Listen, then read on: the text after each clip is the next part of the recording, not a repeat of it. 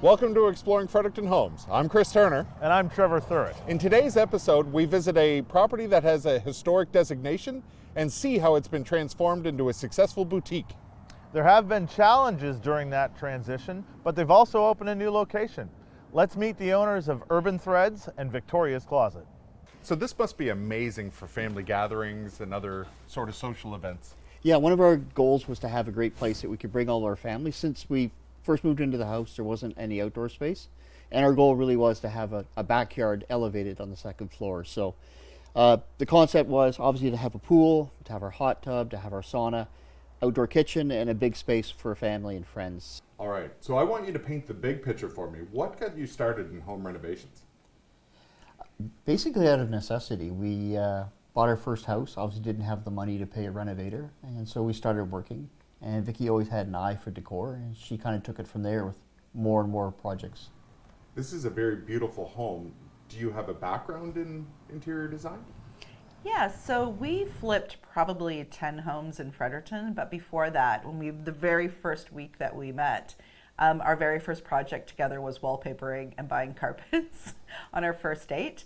So we started off fairly early doing design stuff together. And then we had 3 children and just kept flipping homes. And then so after probably the third house, I decided to go ahead and get my design license. I'm a pilot in the military, so I fly during the day and I build stuff at night. Yeah, for Vicki. pretty much. Yeah. So has that always been sort of the dynamic, that you've done a lot of the construction work of I enjoy Vicki's it. concepts? Yeah, I really enjoy it. I do a lot of like the rough carpentry stuff. I'm not so good at drywalling, crack filling, things like that, but if you ask me to build a deck or something, I can do all of that kind of work. And how long have you been in that field, I guess? How long have you been working on houses that way? Bought our first house back in 1992 in Moose Jaw. We flipped and sold that, then we bought in Quebec, and then we moved here to Fredericton in 2000. And since we moved here in 2000, we've done 11 houses. So what have been some of your favorite projects that you've completed? Oh gosh, every house we did was always a unique experience. We weren't the type of people that just bought a house and flipped it really quickly, just threw some paint on. We took pieces of glass that we found at salvage yards and we would do etching. We tried to do the most unique things we could possibly find. And the coolest places we could find them, the better the project. I think this is our best project. I would like to say that we've done a lot of cool places, but this is by far our pride and joy for sure. When I heard that there was a rooftop pool, Yes. that for me that was a must-see and something that I wanted to know more about. What other unique features does this home have that you haven't necessarily seen in a lot of others? We've got a flat roof system, so all of our roofs are covered with decking, which means we use 100% of our space in our home. So out our living room door here, we have our main deck that's around the pool, but below that is the roof of the apartments downstairs. Above our head is a flat roof system, and there's a deck on top of that, so people on the third floor, our kids can go out and enjoy great views of the city on the third floor as well. So we have 3 daughters. 2 live in Vancouver and 1 lives in Ottawa. We have 7 grandkids. Oh, wow. And they come to visit us usually 2 to 3 times a year. So the space is always available for them. So when you bought this property, it was a sort of a commercial office space, if I'm correct? Yes. Yeah, Okay. it was owned by the province of New Brunswick, and it was bought in the 1970s. When they were doing their big amalgamation, they were knocking down a lot of the old homes Right. for office space and parking lots. This whole block was bought by the government with the intention of knocking it down to make a big parking lot for the Centennial Building. Oh, wow. And the city got involved and blocked that project. So they wound up having this house since the 70s, and they used it as government offices. And we bought it from them in 2013. So for 40 years, it was a government office when we bought this house. And you were able to put in the apartments, retail stores Yes. downstairs, Yeah. and you've managed Built to the get the addition. and that it was also heritage designated. Yes, so downtown Fredericton has an area that's designated as heritage. So it is sometimes a little bit trickier to maneuver around renovations and builds. But basically the goal of the heritage is to make sure that the existing structure has a level of integrity, what it looked like originally. So if you want to just go out and change all the trim and change all the siding on the original house, you can't do that without permission from the Heritage Board. But for us, building the addition, it was a different story, because the Heritage Board wants additions to be circa the year that they were built. So when we built this addition, they really wanted the addition to be modern and be 2021 when we started the build. So that's something that people don't realize about the Heritage Board, is that their goal is not to make a new addition look like the old house, because they don't feel that's the right thing to do. So on the front of the property, you've really done a great job at maintaining the beautiful heritage look of the property, and you would almost never know that any of the addition has been added on. Right. Was that in mind when you started the project? It was a lot in that Vicki, when she was looking at the aesthetics and we started talking with the city, they insisted it had to be modern. So once she knew that it had to be a modern structure, then she really went and gave a lot of attention to detail, scaling of the house to match the sidings and the window structure, so that our addition actually was just a very subtle backdrop to the main house. Absolutely. And the retail store downstairs, when you bought the property, was that something that you had already had started, or was that in the works, or how did that come to be? When we bought it originally, we wanted that to be my design studio for my interior decorating and design and the commercial spaces I was doing. I started it with having furniture and art and lighting, and so it was more of a design store. Okay. And so it was called Studio 103, was the original name of the store. And very quickly after 6 months, or I work fast, so after 6 months, 8 months, it was slower moving. Furniture is hard because maybe it's not quite what you're looking for, not quite as comfy as you thought, and I don't really know because I'm only purchasing it for the store. We discovered that it was a difficult thing to maintain a store and to keep things moving. So we sold everything, all of the art, all the furniture, started making some phone calls, tried to figure out where we get clothing to sell in the store, because we didn't know the processes. Right. And within 2 months, we had opened up Urban Threads, named it, opened up Urban Threads, got all the signage done, and opened the doors to clothing.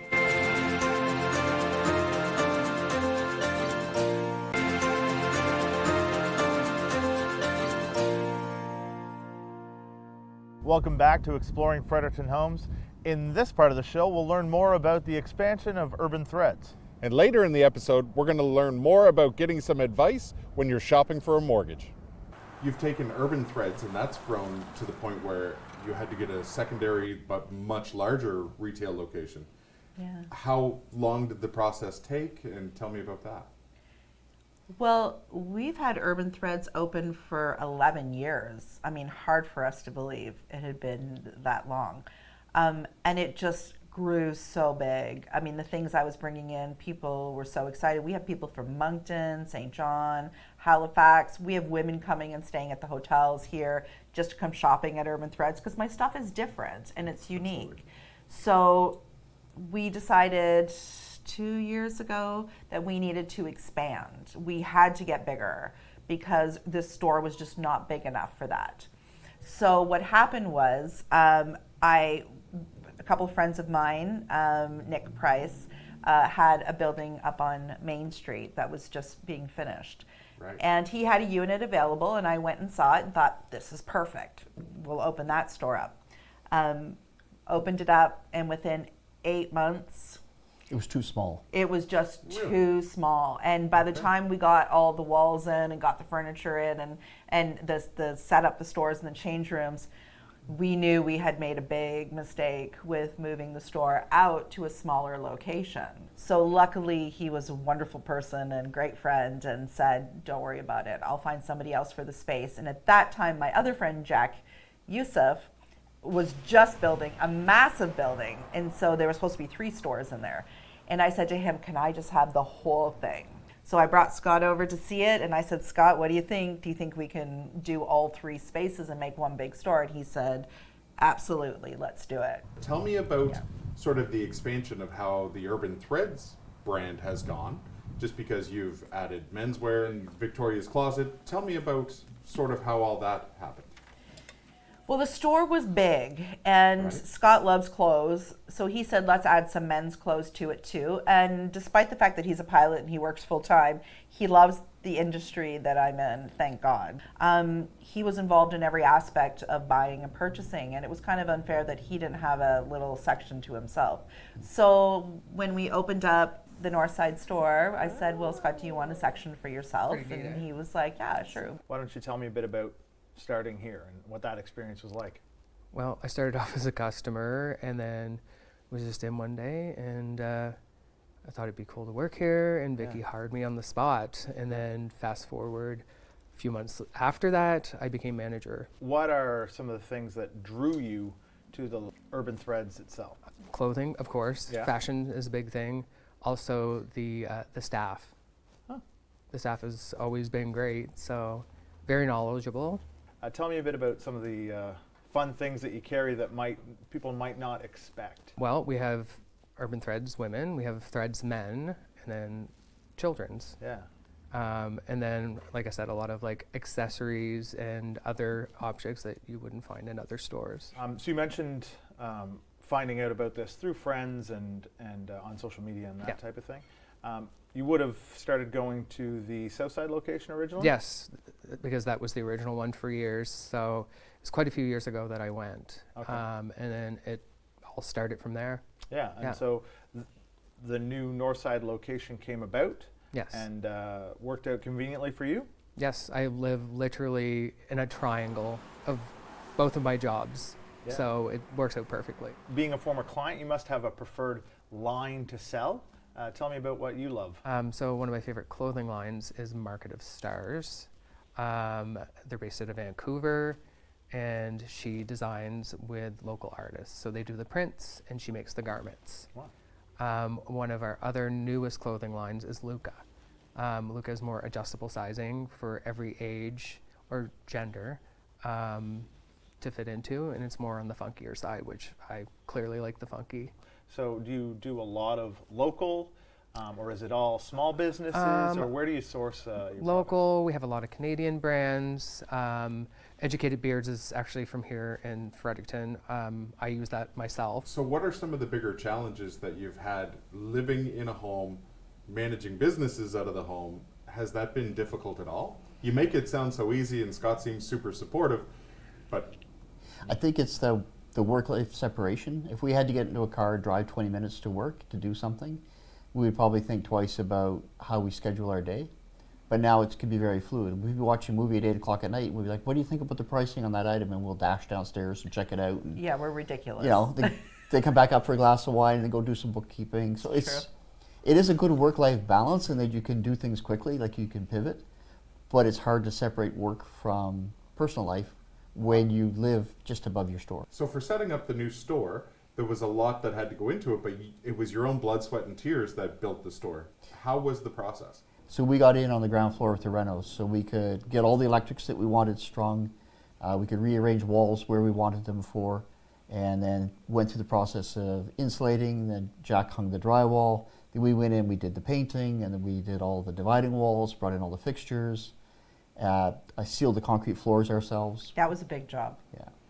We Everything had we to rent sanders and get that concrete sanded because of COVID. You can't find anybody, Yeah. and you can't find anybody who's going to do it. One, at a reasonable price, and two, anybody who's even going to show up for the job. So that was our challenge. So they quoted us, we wanted at least first to carpet the floors because it was a raw concrete floor, and we had a quote for $18,000 to do the floors. And we're like, well, we're just starting a brand new store. We don't have that much capital, so. Now, mind you, I'd also just started another store and renovated them, completely built that from scratch. The other one on Main Street, 8 months earlier. So we had a big amount of money that went into that renovation, and then to start this one in the same year was big. So in the end, we do what we always did. We just got the equipment ourselves, started the work, and said, what can we do? We researched just putting a nice polished finish on the floor and did that ourselves. Put up all the dividers, brought in all the fixtures, built all Hung the wallpaper. hung all the wallpaper, built all the cash stand, all the office space, all the hanging displays, and started again from ourselves. So what's next? I think really now our next step is travel, more time with family.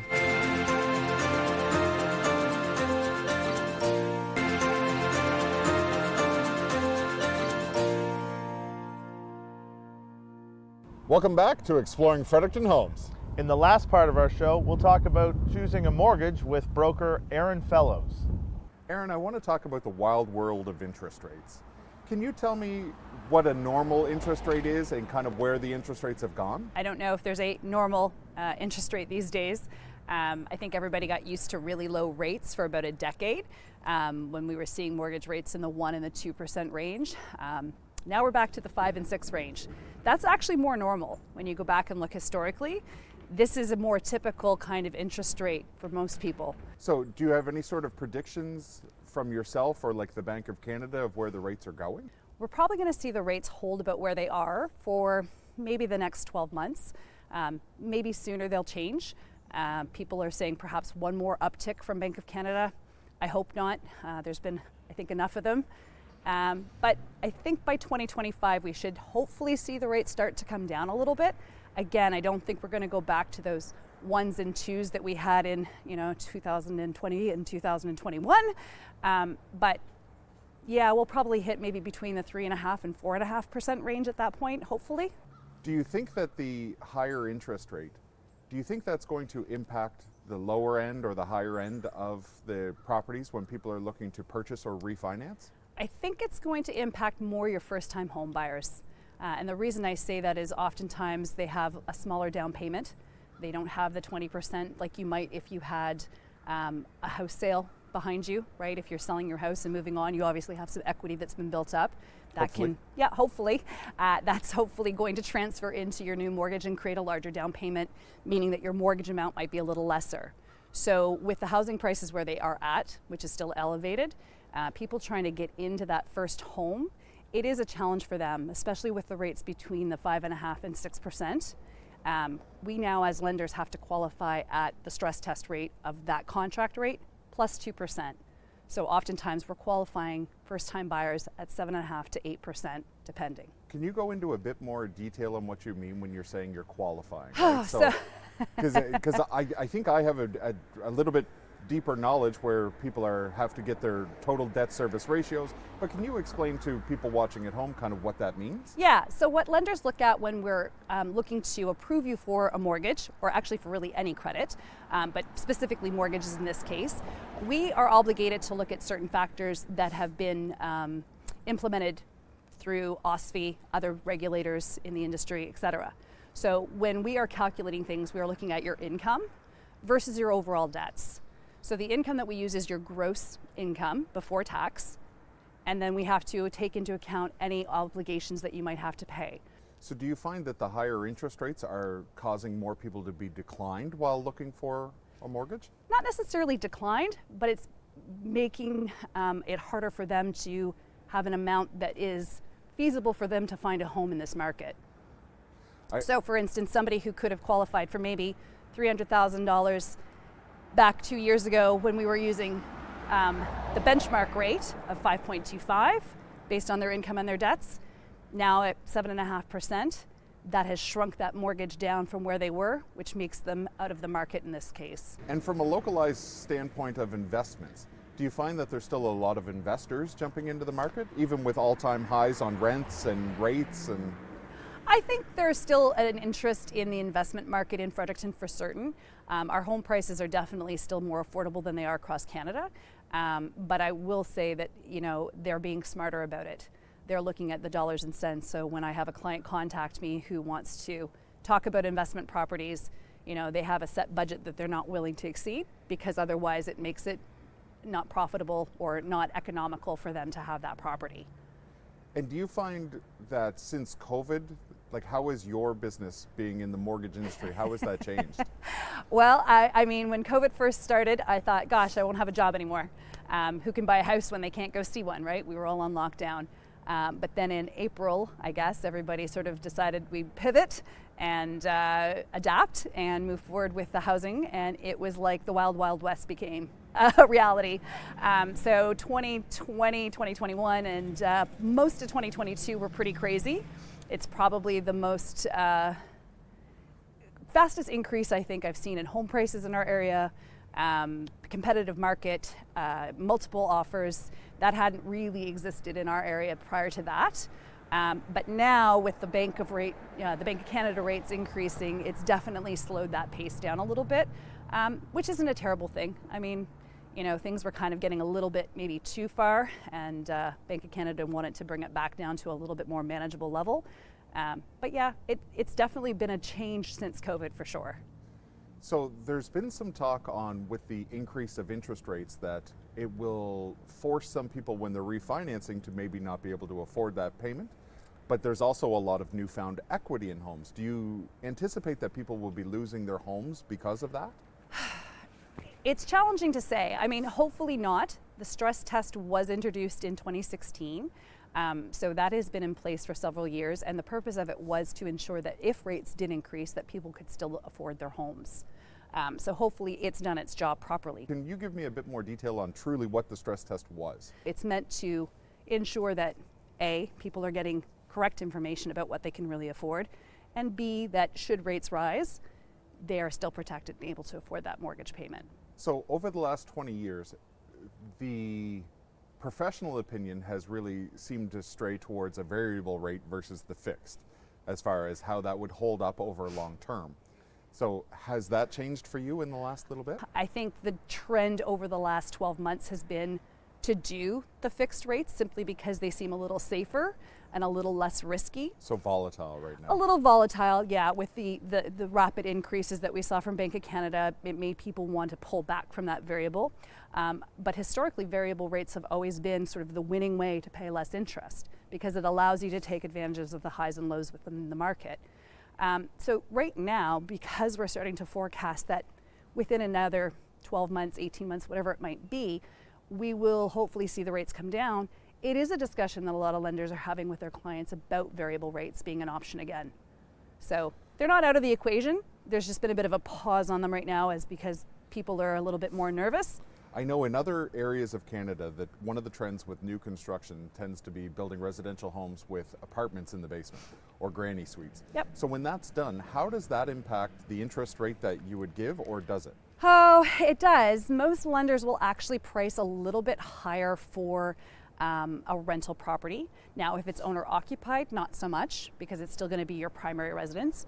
But if you're perhaps looking at buying an investment property with two, or building something that has 2 units for rental purposes, then yeah, your financing rate may be a little bit higher because the banks and lenders view it as a little bit more risky. What's your advice to somebody who's getting into the market now? Taking the best rate doesn't mean always the best fit for their specific circumstance.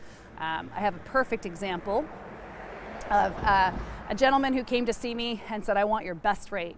And I said, "It's X." And he said, "Great." And about 2 weeks later, we're talking, and he said, "So when we move in 2 years?"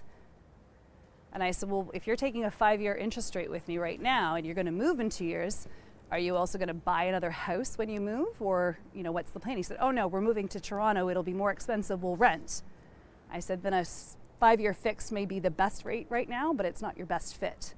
The other thing to take advantage of, really and truly, is prepayment options. Lots of lenders allow you to have extra money that you can put against your mortgage. Those sometimes are more important than the rate because really what that does is actually take the time off the mortgage, so it reduces that amortization down, and that's really what's going to save you money over time.